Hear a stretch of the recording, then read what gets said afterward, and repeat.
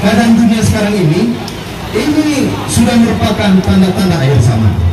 Karena kalau kita melihat tadi sudah disinggung oleh pendeta Enoch Mumu tentang perang di mana-mana. Salah satunya adalah Rusia dengan Ukraina, Israel dengan Palestina.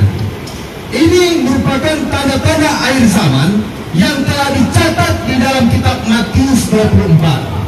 Di dalam kitab Matius 24 dikatakan bahwa engkau akan mendengar perang di mana-mana, bangsa akan melawan bangsa, kerajaan akan melawan kerajaan, dan kasih sudah mulai tawar.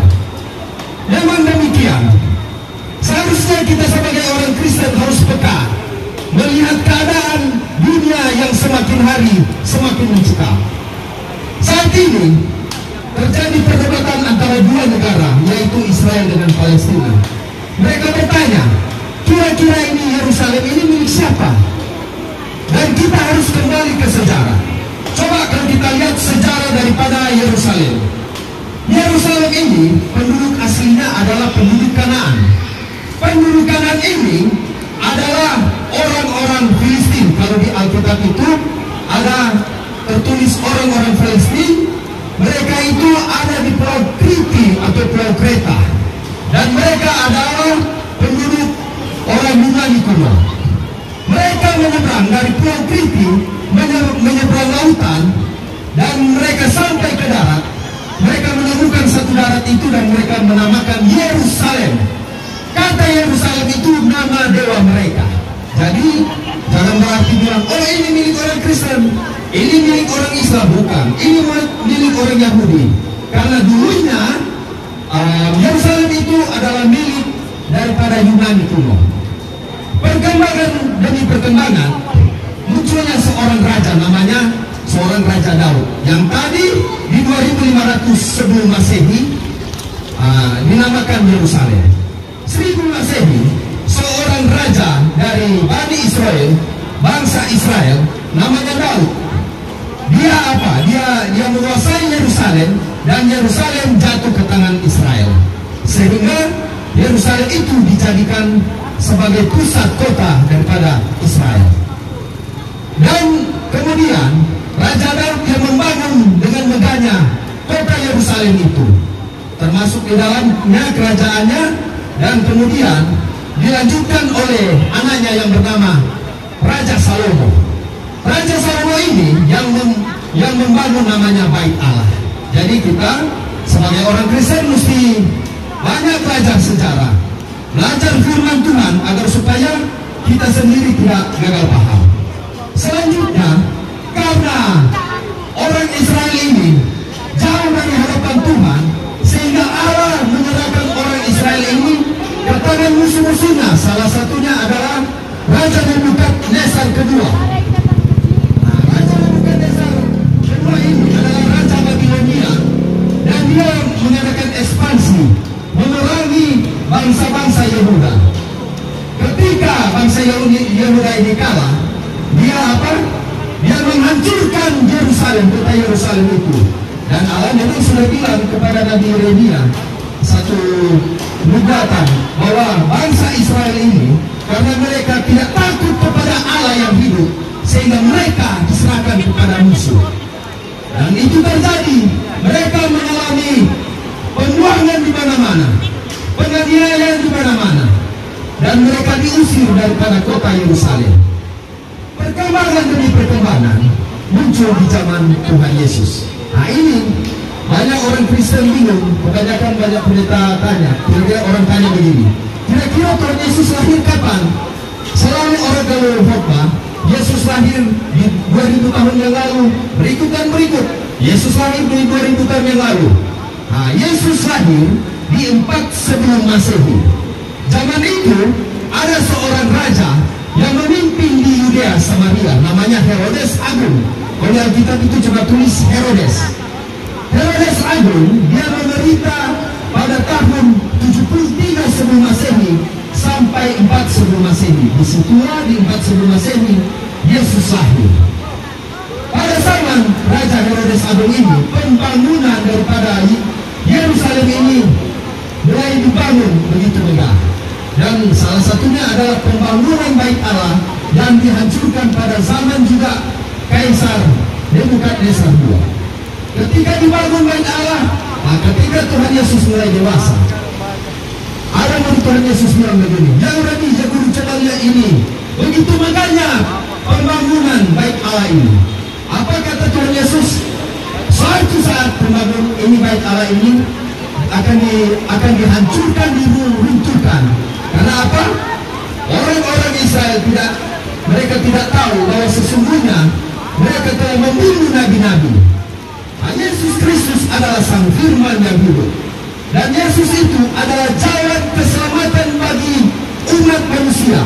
Sehingga Tuhan Yesus mengatakan dalam bahasa Yunani-nya, Ego eimi revolos, kaine alteia kaine ze, ones arketai poston patere, eime di edom. Artinya, akulah jalan kebenaran dan hidup. Tidak ada seorang pun yang bisa sampai kepada Bapa tanpa melalui aku. Tanpa Yesus Kristus tidak akan ada jaminan keselamatan. Di luar Tuhan Yesus tidak akan ada jalan keselamatan. Sebab hanya Dia jalan keselamatan satu-satunya bagi umat manusia. Yesus adalah Sang Firman yang hidup. Dia turun ke dunia untuk menyelamatkan manusia daripada dosa. Kenapa?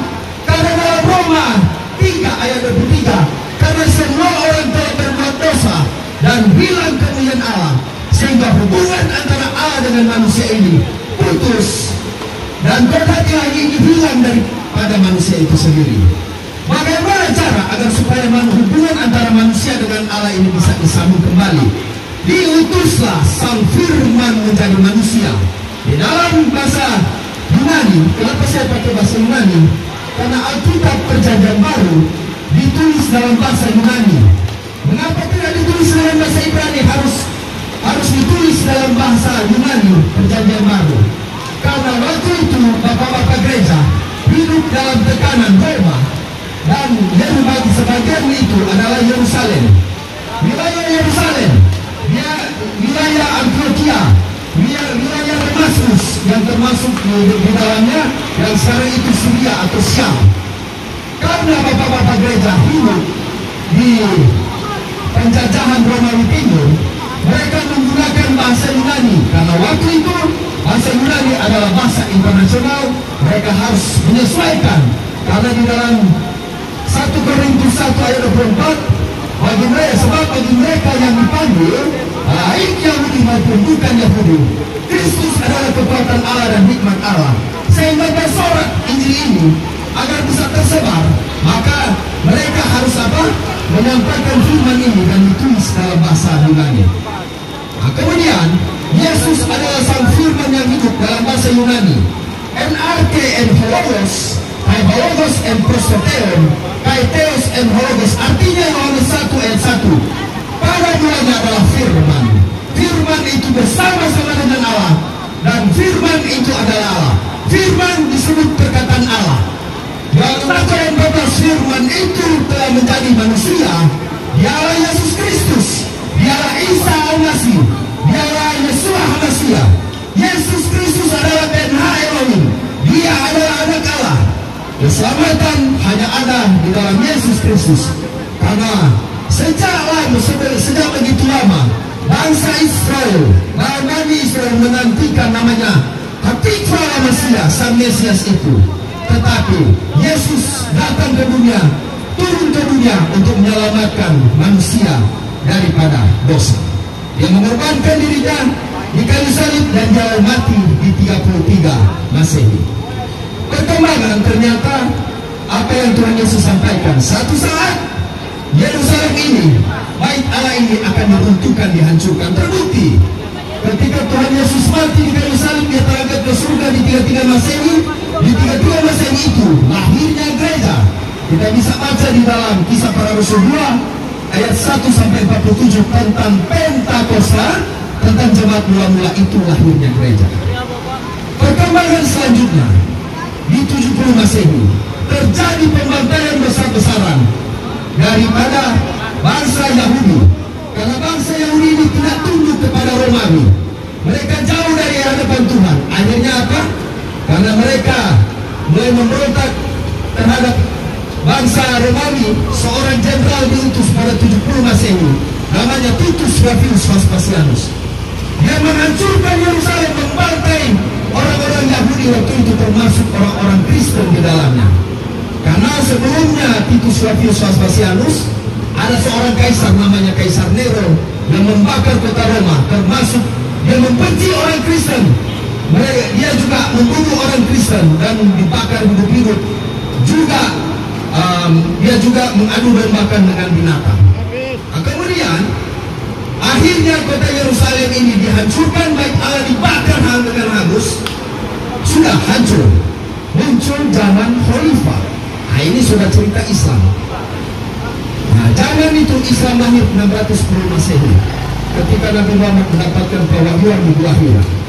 Perkembangan demi perkembangan, kemudian seorang khalifah, Khalid bin Walid, 636 terjadilah perang namanya Perang Yarmuk. Kenapa disebut Perang Yarmuk? Karena mereka berperang di Sungai Yarmuk. Sungai Yarmuk adalah aliran daripada Sungai Yordan. Di situ mereka berperang habis-habisan mempertahankan. Dan akhirnya 637 Masehi bersama dengan Umar bin Khattab mereka menguasai namanya Yerusalem. Nah, sekarang jadi masalah, Yerusalem ini siapa punya? Orang Islam? Bukan. Orang Kristen, bukan. Sebelum Kristen juga ada Yahudi. Orang Yahudi? Bukan. Sebelum Yahudi juga apa? Mereka mendapatkan Yerusalem itu ada Yunani kuno. Mereka juga penyembah berhala. Dan sampai ini menjadi rahasia. Sebab di dalam Alkitab tertulis, so itu apa? Rahasia akhir zaman. Kembali ke ajaran Alkitab, kembali ke ajaran masing-masing. Akhir zaman sudah mulai dekat. Ketika kita melihat semacam itu, berarti orang siap-siap. Jangan orang harap, orang bilang, oh di Palestina sana itu banyak orang Islam. Di sana juga ada orang Kristen. Walaupun orang berteriak Allah Akbar, tetap ada orang Kristen. Begitu juga di Israel. Orang sana banyak orang Kristen, ada orang Yahudi, ada orang Muslim. Sebenarnya ini tanda-tanda akhir zaman. Bukan masalah agama, tetapi masalah rencana Allah yang akan terjadi supaya manusia itu kembali ke jalan yang benar. Makanya Tuhan Yesus mengatakan, akulah jalan kebenaran dan hidup. Tidak ada seorang pun yang bisa sampai kepada Bapa tanpa melalui aku. Matius 24 ayat 27 mengatakan, seperti kilat memancar dari timur dan melontarkan cahaya sampai ke barat, demikianlah pula kelak kedatangan Anak Manusia. Tuhan Yesus semua datang. Bersiap-siap tuh. Kembali ke yang jalan benar. Jangan orang mempersalahkan antara satu dengan yang lain. Orang bersyukur, berterima kasih. Orang hidup ini di kota Temohon. Orang masih bebas. Apa yang masih ada di Israel, ada orang yang ada di Palestina. Sementara orang ada dulu makan kagak-kagak bom semua. Orang masih senang bawa belanja di sini. Sehingga Ibrani 12 ayat 14 mengatakan, berusaha hidup damai dengan semua orang, baku-baku baik, baku-baku sayang. Jangan cuma melihat agama. Tapi agama Kristen, harusnya orang Kristen juga menyesuaikan diri. Ada agama Islam. Orang hidup berdampingan antara satu dengan yang lain. Jangan orang menganggap orang yang benar, orang berkelakuan tidak benar. Berusaha hidup damai dengan semua orang dan kejarlah kekudusan, sebab tanpa kekudusan seorang tidak bisa melihat Tuhan. Baku-baku baik, baku-baku sayang. Orang Sulawesi Utara, kekeluargaan dan kegotong royongan. Di sini kami komando pasukan Kristus mengatakan Injil lewat KKR penginjilan jalanan. Tadi telah disampaikan bahwa kami ini tidak mencari sesuatu, tetapi dengan keikhlasan, dengan kesungguh-sungguhan kami komandan pasukan Kristus melayani dan memberkati, sehingga misi untuk pelayanan ini benar-benar. Kenapa Injil harus disebarkan? Salah satunya tanda-tanda akhir zaman adalah salah satunya ini KKR. Banyak orang berbicara tentang berita keselamatan, kabar berita gembira namanya Injil. Berarti kalau orang sodengan semacam ini mempersiapkan diri setiap saat. Orang harus pakai terlampau waktu ini, cari waktu untuk belajar firman Tuhan, baca Alkitab, cari waktu untuk berdoa. Walaupun orang mencari di sini di pasar, orang berdoa di dalam hati, Tuhan ampunilah dan kasihanilah aku orang berdosa ini. Berikanlah dirimu kepada Tuhan Yesus, sebab Tuhan Yesus adalah sumber jalan kebenaran itu. Dan kedua ayat 20 mengatakan, namun aku hidup, tetapi bukan aku sendiri yang hidup, melainkan Kristus yang hidup dalam aku. Dan saya tutup di dalam Yohanes 3 ayat 30. Biarlah dia semakin besar, kita semakin kecil. Biarlah dia semakin bertambah-tambah, kita semakin berkurang-kurang. Dan nama Tuhan Yesus dipuji, disembah, dimuliakan, dan diagungkan. Shalom Aleichem Bisem Hamasia, Christos Anesti, Altos Anesti. Amin.